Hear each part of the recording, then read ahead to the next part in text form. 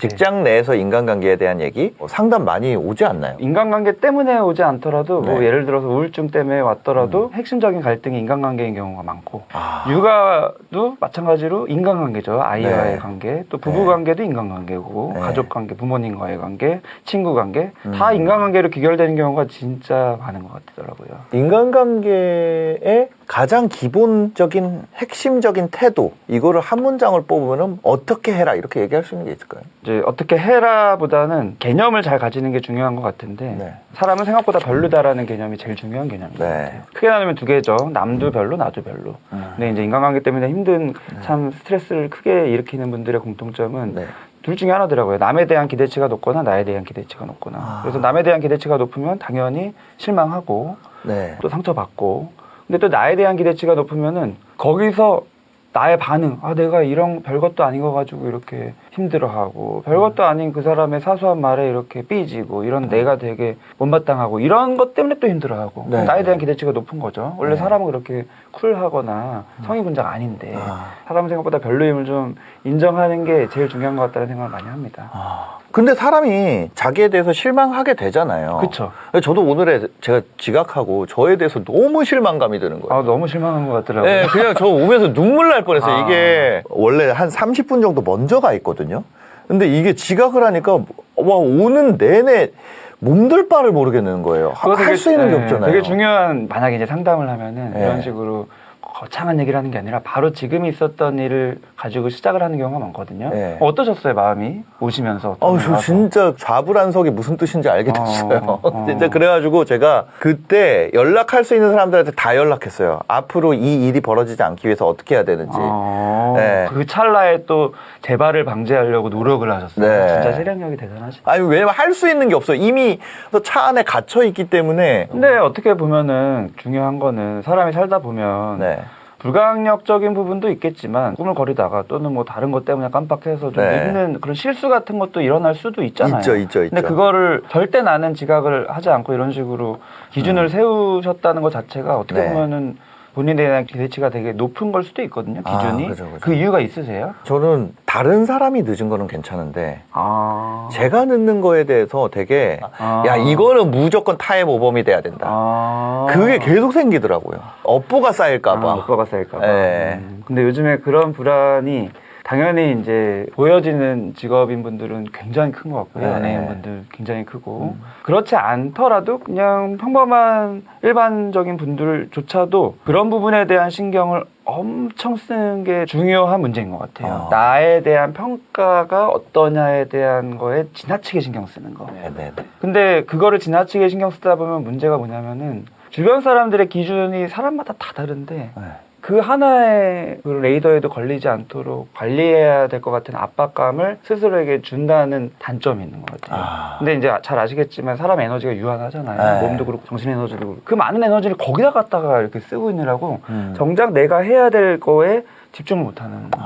사회적으로 자기의 어떤 일이나 이런 거에 몰입해가지고 성공한 분들을 살펴보면은 어떤 인성적인 부분에 대해서는 오히려 막 좋다라는 얘기보다는 좀 약간 외골수다. 자기 것에만 몰입한다. 이런 평가들이 오히려 많은 경우들도 꽤 있잖아요. 그런 거 보면은 사람이 모든 걸 다 가질 수가 없는데 이제 나는 그런 거 신경 쓰고 관계를 유들유들하게 그런 거에 만족하는 사람으로 나는 지내고 싶은 거냐를 진짜 잘 따져봐야 되는데 막상 얘기를 들어보면 그렇지가 않아요. 그 이유가 근본적인 목적이 나는 성공하고 싶고 나중에 점점 커졌을 때 그런 뒷얘기가 나오지 않고 이러고 싶어서 다 관리하는 건데 이미 김치국부터 마시는 거기 에너지 다 써가지고 할 수가 없어. 직장에서도 마찬가지더라고요. 주변 팀 안에서 또는 다른 사람들 다 내 평을 어떻게 볼까에 집중하느라고 정작 내가 해야 될 일 자체를 더 스마트하게 더 집중해서 효율적으로 결과물을 내는 거에 쓸 에너지가 부족해지는.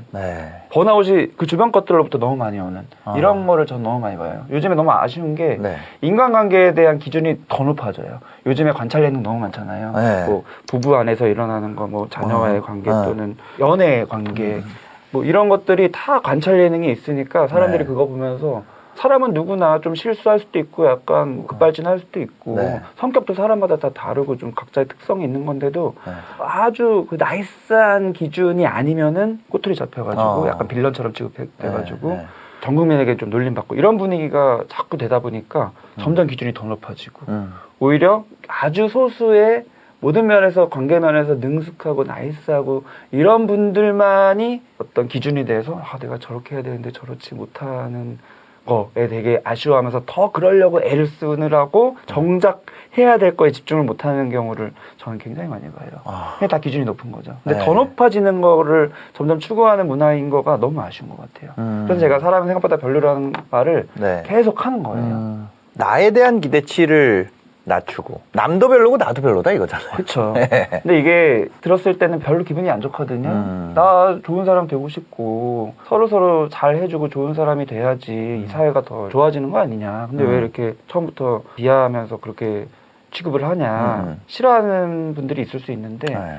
결과적으로는 오히려 기준이 높을수록 별로인 행동을 하게 될 가능성이 크고 왜냐면은 결국에 기준이 높다는 거는 자기에게 실망만 계속하고 남에게 실망만 계속하기 때문에 결국에는 관계가 이어지지 않거나 네. 싸우거나 크게 싸워서 아예 갈라지거나 거기에 에너지 쓰느라고 자기 할 거 못하거나 이런 식으로 결과물이 별로 안 좋고 네. 오히려 기준을 좀 낮췄을 때 적절하게 실망도 덜하고 실망을 하더라도 뭐 사람이 또 그럴 수도 있지 나도 뭐 그런 경우도 있고 이런 식으로 오히려 또 다시 회복을 할 수도 있고 그럴 수도 있고 예, 저럴 수도 예, 있고 그런 이렇게. 식으로 네. 오히려 관계를 계속 지속하면서 에너지를 아껴서 또 내가 쓸 거에 쓰고 이런 식으로 되는 게 결과물이 더 좋은 경우들을 많이 봐요. 일적으로 뿐만이 아니라 관계 면에서도. 근데 특히 관계에 대한 기준, 나에 대한 남에 대한 기준이 높은 분들이 네. 결국에는 거기에 에너지를 많이 쓰다가 결국 실망하는 포인트에 다다르면은 세상은 다 나쁜 놈들 투성이고 그래서 자기 딱 경계를 짓고 상처 안 받기 위해서 더 이상 다가가지 않는 식으로 고립되는 경우를 많이 봐요. 근데 사람이 살기 위해서는 네. 두 개가 다 필요하거든요. 나에게 집중하는 것도 필요하고 남과의 관계를 계속 유지해가는 것도 굉장히 사람에게 중요한 네. 건데 정신건강에 있어서 네. 그런 경험 이미 하셨잖아요. 네. 진짜 힘들 때 나 혼자 있는 거 너무 힘들죠. 아 쉽지 않죠. 근데 네. 주변에 나를 지지해주고 믿어준 사람 네. 딱 한 명만 있어도 훨씬 네. 회복하기가 좋은 거. 제가 그래서 저 나락 갔을 때 그러니까. 쇼핑 중독에 걸렸었어요. 그러니까요. 왜냐면 아니 온라인에만 들어가면 막 악플이 막 4만 개씩 달려 있는 거예요.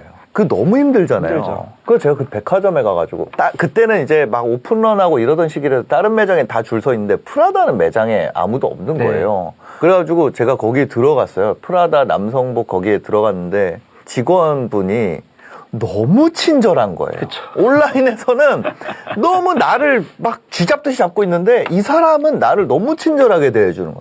나에 대해서 걱정도 안 해주고 원래 이제 주변에 아는 사람들은 또 괜찮아 막 이러면서 위로해주는데 이 사람은 그냥 아무 상관이 없는 거예요. 그렇죠. 저 유튜버인데 지금 활동 안 하고 있어요. 아 그래요? 저는 그래도 구독할게요. 아니잖아.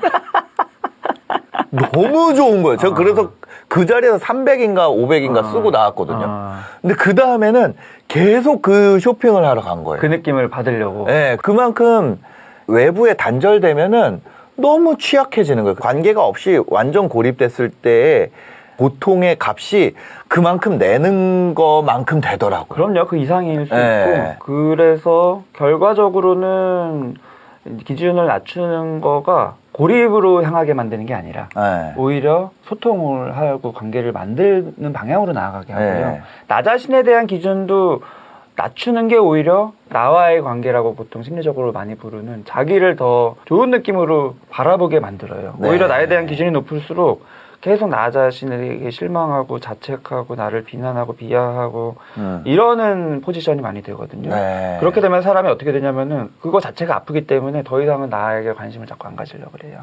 그냥 단절하는 거죠. 다른 사람과의 관계를 단절하듯이 나와의 관계도 단절하고 내 감정이나 생각을 별로 관심 안 가지고 그냥 살게 되는 방향으로 갑니다. 근데 그렇게 되면은 아무것도 할 수가 없어요. 네. 일도 못하고 관계도 못 맺고 자기 삶에 대한 어떤 만족감 이런 것도 못 느끼고 그래서 이러보나 저러보나 기준을 좀 낮추는 게 너무 필요한 것 같은데 이런 네. 얘기가 사실 별로 이렇게 매력적이지가 않은 것 같아요. 이런 얘기를 하면은 왜요? 듣고 싶지 않아요. 왜냐하면 좋은 네. 사람 되고 싶고 좋은 관계 맺고 싶고 이렇게 짝짝짝짝 나가고 싶지. 저는 오히려 그게 좀 우려되는데 지금 제가 만약에 누구는 별로야. 나 사람은 다 별로지. 이렇게 했는데 계속 그래 그럴 수 있지 하다가 나를 잃어버릴까 봐. 그 어떤 선이라는 게 있잖아요. 근데 이 사람이 되게 저한테 실망되는 행동을 했어요. 그러면 나는 어디까지 내줘야 되지?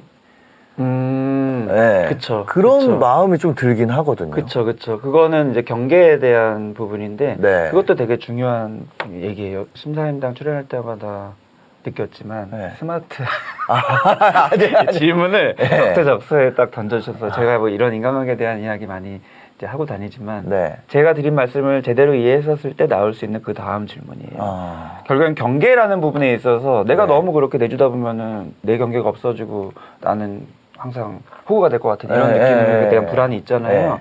근데 이 경계라는 거는 요즘 시대에 특히 되게 중요한 이슈예요. 그래서 호구되면 안 된다. 그래서 경계를 너무 철저히 하면 또 외롭게 고립되고. 그러면 다시 사람들하고 어울리려고 하면 또 호구되고. 그럼 어떻게 해야 되냐? 이 경계를 어떻게 해야 되냐? 그래서 많은 사람들이 경계를 세우기 위한 방법들을 막 알아보고 이럴 때는 이런 말을 해야지 경계를 지키고 하지만 선을 넘지는 않고 이런 식으로 막 알아보면서 머리를 막 채우는데 그렇게 해서 해결되는 게 아닙니다. 이거는. 그거 어떻게 해야 돼요? 경계라는 거는 나와 남의 경계인데 네. 나와 남의 경계라는 선을 주기 위해서는 우선은 내가 있어야 돼요. 내가 있어야 된다. 그 경계라는 건 사람마다 범위가 되게 다르거든요. 어떤 사람은 남과의 경계가 나로부터 한참 멀어져야지 좋은 사람도 있고 어떤 사람은 아주 가깝길 바라는 사람도 있어요. 근데 나라는 게 있어야지 그 경계선이 어느 정도로 설정될지 그 다음 플랜이 나오는 건데 내가 없는 거예요. 근데 이제 내가 없는 이유는 내가 무슨 사람인 나에 대한 철학이 없는 거죠. 보통 자아 정체성 이런 얘기 많이 하는데 요즘에는 청소년의 고민이 아니라 그냥 성인들도 다 그런 고민을 하고 있는 것 같아요. 그 이유가 사회적인 구조가 자기에 대해서 관심 가지는 거를 별로 권하지 않는 분위기.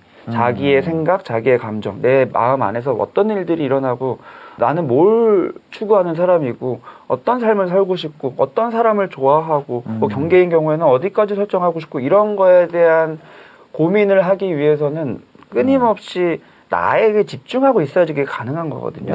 일단 세 개로 나누자면 내가 무슨 생각하나 무슨 감정 느끼나 어떤 욕구가 있나 요거에 대한 레이더 안테나가 나를 향하고 있어야 되는데 그것도 없으면서 경계를 어떻게 세워요. 그러니까 이 사람 얘기 들으면 경계를 이렇게 세웠다가 저 사람 얘기 들으면 경계를 이렇게 세웠다가 뭐 알 수가 없는 거 왔다 갔다 하는 거죠. 그리고 저 사람 만났을 때는 경계를 이렇게 세우고 상대마다 또 다 다르고 그게 아니라 나를 먼저 세워야 되는 건데 나를 세우기 위해서는 나한테 관심을 가져야 되는 건데 아까 말씀드린 사람은 생각보다 별로라는 그 컨셉이 있어야지만 자기한테 관심을 가지기가 쉬워요. 근데 나에 대한 기준이 높으면 높을수록 관심 가져봤자 실망만 하니까 별로고 그러니까 오히려 아예 관심을 안 가지는 거예요. 나에 대한 관심도 다 차단하고 그냥 밖에서만 관찰하면서 어떻게 사는 게 잘하는 건가 어떤 사람이 잘 사는 것처럼 보이나 그러면서 맹목적으로 이렇게 좇게 되는 거죠. 그러면은 이게 해결될 수가 없어요. 그래서 나에게 집중하기 위해서 사람은 생각보다 별로라는 컨셉을 나한테도 가지는 게 되게 중요한 거다라는 얘기로 귀결이 되는 거거든요. 별로라는 게 거의 약간 짐승이라는 거죠? 네, 예전에 짐승 얘기도 했었죠. 짐승을 인정해야지 오히려 사람이 되고요. 나는 절대로 짐승 같지 않아라고 얘기할수록 짐승이 되고. 그럼 내 안에 짐승이 어떤 짐승인지를 먼저 살펴봐야겠네요. 네, 그 짐승은 사람마다 되게 다른 것 같아요. 근데 그걸 바라보려면 역시 기준을 낮춰야지 진짜 포괄적으로 나를 바라볼 수 있게 되고 참 아이러니하게도 그래야지 좋은 사람이 돼요. 근데 오히려 이런 거 다 빼고 아니야 나는 좋은 사람이 돼야 돼라는 거에 집중하면 집중할수록 오히려 나와의 관계가 멀어지고 단절되기 때문에 나중에 엉뚱한 곳에서 급발진해가지고 짐승 같은 행동을 해버리는 거죠.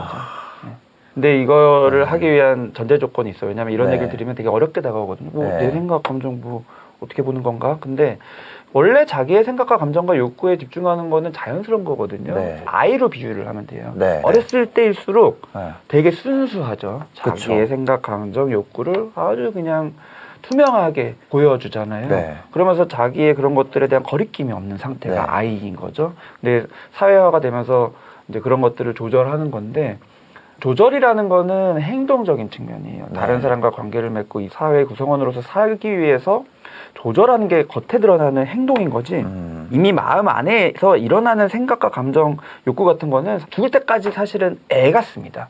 노인도 사실은 아이 같은 측면이 마음속에 많죠. 유치하고 되게 본능적이고 쾌락적이고 막 이런 것들이 너무 많아요. 근데 그거는 문제가 없거든요. 근데 많은 사람들이 자기 마음을 딱 봤더니 내가 생각보다 별로가 아니라 완전 쓰레기야. 아, 저 그래서 진짜 되게 그래요. 안 좋은 생각만 하고 있고 그런 마음이 들기 때문에 관찰을 하려고 하다가도 놀래가지고 다시 문을 닫아요. 그래서 이 관찰을 자기 마음에 집중하는 상태를 유지하기 위해서 되게 중요한 기본 컨셉은 네. 판단하지 않는 거. 내 생각이 이런 생각이 들어. 그 다음에 바로 보통 판단하거든요. 이 네. 생각은 옳은 생각인가? 또 내가 성장하기 그렇죠. 위해서 그렇게 도움되는 되죠. 생각인가? 네. 이런 식으로 자꾸 이렇게 알고리즘을 짜는데 네. 그러면은 결국에는 다 거기서 걸려서 순수한 생각 자체에 대한 아예 일어나지가 않아요. 다 자르고 잘림을 경험하다 보면은 네. 역시 이제 마음 안에서 아무것도 안 일어나요. 남의 생각, 남의 감정, 남의 욕구 보듯이 내 마음을 바라본다라고 보통 표현을 하는데 네, 네. 그렇게 해야지만 온전한 나의 생각, 감정, 욕구들이 보여집니다. 네. 혹시 지금 이제 이 시청자분들 중에서 요즘에 진로 고민 많이 하잖아요. 많이 세대가 하죠. 많이 바뀌고 네, 난 어떤 삶을 살아야 될까.